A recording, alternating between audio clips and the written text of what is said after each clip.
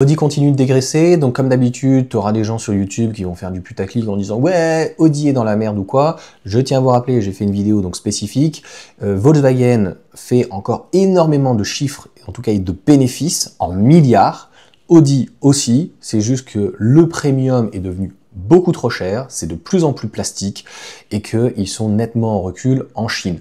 Pour le reste, l'électrique, on le voit en Allemagne, ça fonctionne donc plutôt bien. On parle d'un plan de 7500 employés, mais bon, c'est pour d'ici 2029, des suppressions d'usines, etc. En fait, il y a une réduction de toute manière de la masse. On l'a bien vu, c'est pas d'aujourd'hui, ça fait à peu près 20-25 ans, depuis à peu près Nicolas Sarkozy avec les radars.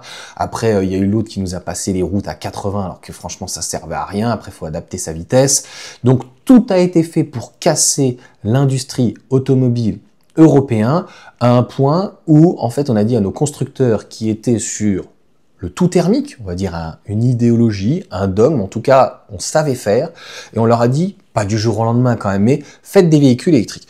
Alors, qui a tort, qui a raison, je sais pas, ça fait quand même 10 ans qu'on leur a dit qu'il fallait bouger un petit peu leur fion, ils ne le font pas, ils essaient d'amortir une technologie électrique assez rapidement, et de l'autre côté, les véhicules thermiques sont amortis, mais ils se goinfrent. C'est-à-dire qu'on a bien vu que le taux d'augmentation des prix sur un véhicule neuf, que ça soit une Dacia à une Porsche, ça a fait une exponentielle. Je te donne un exemple par exemple, le Porsche Cayenne que j'avais acheté d'occasion, sans les options, 56 000 € en 2005. Nous sommes en 2025. Combien vaut un Porsche Cayenne? 100 000? 120 000? Alors on va me dire, oui, c'est parce qu'on a intégré de nouvelles technologies. Ça suffit. Ok, mais c'est pareil pour la Dacia. Il n'y a plus de Logan, mais on voit les petites Dacia, que ça soit avant le Jogger ou les Sandero, ça a pas fait x2, mais presque. Pareil, les petites Clio.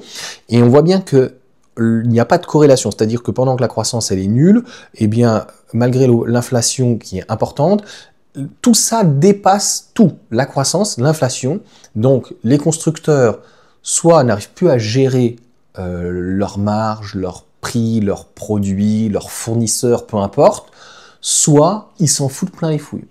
Je vous laisse choisir. Moi, j'ai un petit peu la réponse parce qu'ils ont tendance plutôt, leurs fournisseurs, à leur serrer la vis. Donc, c'est tout pour les actionnaires. Et l'utilisateur, ça commence à se voir. Hein. Le gars qui achète chez Audi, qui voit des plastiques durs de partout, etc., et qui se dit, attends, ça pique, même pas en électrique. Hein. Tu prends n'importe quel véhicule en thermique du groupe Volkswagen, ou même éventuellement Stellantis, hein. Tu prends un 3008, même si aujourd'hui c'est biaisé parce qu'il a en hybride rechargeable, il a une boîte de vitesse, une boîte auto 6, et qu'il est en allure. C'est vrai que le premier a commencé avec une boîte méca VTI, boîte 6, c'était à 21 000 €, quoi.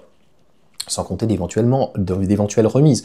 Donc c'est compliqué des fois de comparer, mais à un moment donné, faut arrêter. La moindre petite PHEV chez Volkswagen ou autre, même chez Cupra, vous avez vu, c'est 20, 50 000, 60 000 €. Donc, je ne sais pas. Soit à un moment donné, il va falloir que ça baisse, soit à un moment donné, en fait, il continue sur ce rythme, et c'est inévitable que de toute façon, il y aura de moins en moins de ventes, et en France, on le voit, je crois qu'on était à 1 million, on est pratiquement monté à 2 millions, 2 millions 2, on est à 1 million 9, 1 million 7 d'immatriculation de véhicules neufs sur à peu près l'année, on va refinir sur les plus bas. Donc, pour moi, c'est idéologique, c'est voulu, Sambord l'a très bien expliqué d'ailleurs, le parc automobile vieillit, et de plus en plus vieillissant, c'est du jamais vu, ça se voit moins parce que les véhicules sont peut-être plus modernes. On a un parc qui est totalement en augmentation régulière. Et alors qu'on aurait pu utiliser les voitures électriques, par exemple, pour faire des primes à la conversion sur des prix à 1000, 2000, 3000 €, donc des primes à la casse, eh bien, on voit qu'on a des personnes qui utilisent des véhicules de plus en plus rincés. Et il y a d'autres problèmes, bien sûr. Le fait des contrôles techniques, on parle qu'ils sont drastiques, alors que finalement, ils sont des fois même pas faits, bidons, le nombre de personnes qui roulent sans assurance. Donc, il y a de l'argent récupéré quelque part, c'est-à-dire sur des véhicules et des utilisateurs qui sont pas en règle, et encore une fois, on va taper donc toujours sur les mêmes personnes, celui éventuellement qui veut s'en sortir, qui veut un véhicule récent ou neuf, et là, ça devient en fait compliqué.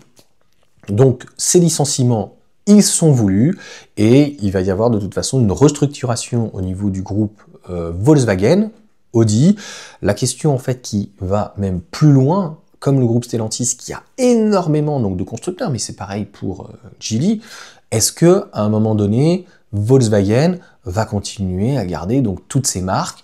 Est-ce que éventuellement Audi pourrait donc s'en aller du groupe avec Porsche par exemple, puisqu'ils font de plus en plus de collaborations.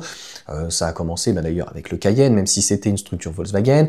Il y a eu le 2,9 litres essence V6, et puis là on voit de plus en plus donc les plateformes, notamment sur le Q6, donc 800 volts, qui n'est ni plus ni moins qu'un Macan rebadgé. C'est pour ça que le Macan se vend très bien et que Audi ça se vend moins bien.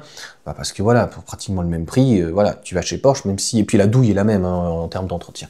Donc Audi, c'est assez inquiétant. Ils sont sur un positionnement prix-produit comme Mercedes et Volkswagen. Il y a des améliorations, mais je trouve que Audi est en train d'un petit peu de perdre son âme. Si on peut parler par exemple de style, moi j'ai beaucoup aimé les Audi TT par exemple, MK1, MK2, MK3. Il y avait pas mal de révolutions avec l'Audi A5, il y a eu la révolution aussi avec les fastback, le Q7, il y a eu des V10, hein, notamment chez Volkswagen avec le Touareg, il y a eu des V12 TDI carrément dérivés du Mans, mais comme beaucoup de constructeurs allemands et notamment Volkswagen qui étaient gérés donc si tu veux par un comptable, le style, franchement, il y en a qui arrivent à s'exciter, à s'extoyer, enfin, sur le truc, s'émerveiller.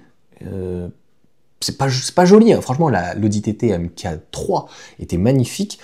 Face avant un peu des nouvelles, très modernisées, et un arrière qui revenait un petit peu au look des anciennes.